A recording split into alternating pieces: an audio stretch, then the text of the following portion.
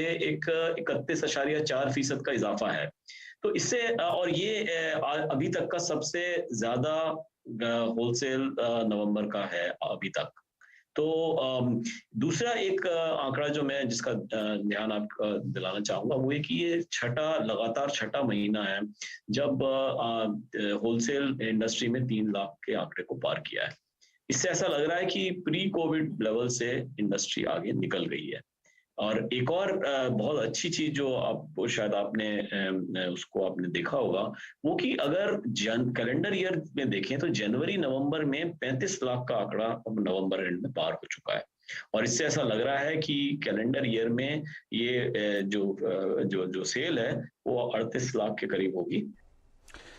शशांक, आपका चूंकि पोर्टफोलियो में बहुत सारे मॉडल्स हैं गाड़ियां, तो मुझे थोड़ा उसका ब्रेकअप समझना है कि किस किस तरीके की बिक्री कौन से मॉडल्स की रही, और जो नए लॉन्च आपने किए हैं अपग्रेडेड मॉडल ऑल्टो या ब्रेजा का हो, उसमें कैसा रहा?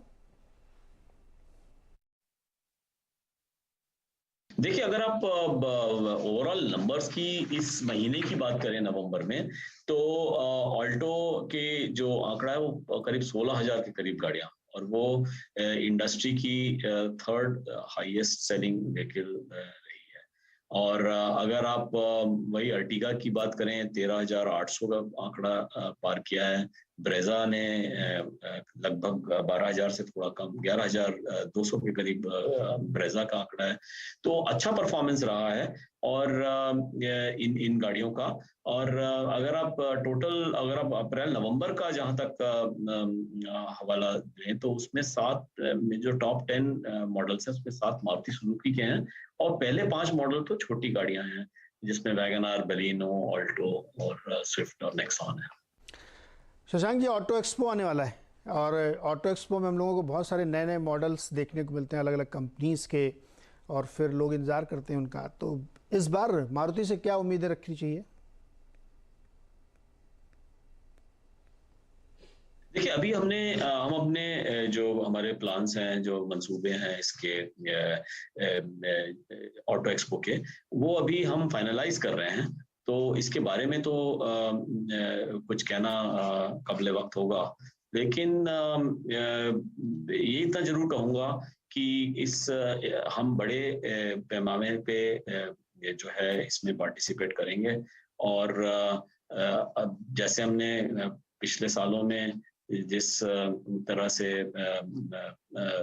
इसमें शिरकत की है ऑटो एक्सपो में, वैसे ही हम इस बार भी अच्छे से पार्टिसिपेट करेंगे। और जैसे ही हम उसके हमारे जो प्लान्स हैं वो फाइनलाइज होते हैं, वो हम आपको जरूर बताएंगे।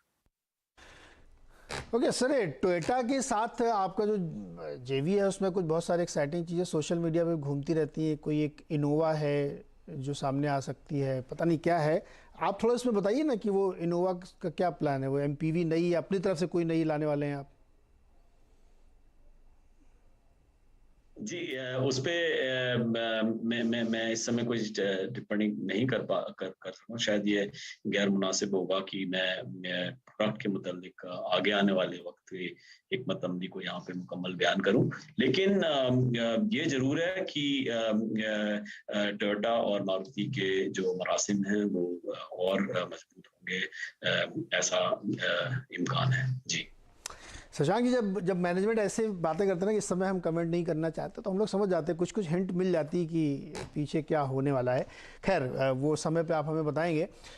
आपने पिछले बार जब हम लोगों ने बात की थी तो एक रेड फ्लैग ये रखा था, एक कंसर्न रखा था कि रेट ऑफ इंटरेस्ट जो लगातार बढ़ा है उसकी वजह से थोड़ी बहुत दिक्कत होगी, आगे हो सकती है। तो इसको देखते हुए क्या प्रभाव पड़ रहा है, या क्वेरीज कम हो रही हैं, इंक्वायरीज कम आ रही हैं, या कोई असर आप देख रहे हैं आने वाले समय में? जी बिल्कुल, अभी भी हमने उसके लाल झंडी लगा रखी है, और उसकी बुनियादी वजह यह है कि जो इफरात ज़र है, जो इन्फ्लेशन रेट है, वो अभी भी काफ़ी है। और जहाँ तक आपने शराय सूद की बात की, जो इंटरेस्ट रेट की आपने बात करी, वो अभी अब रिफ्लेक्ट होना शुरू हुआ है रिटेल लोन रेट पे।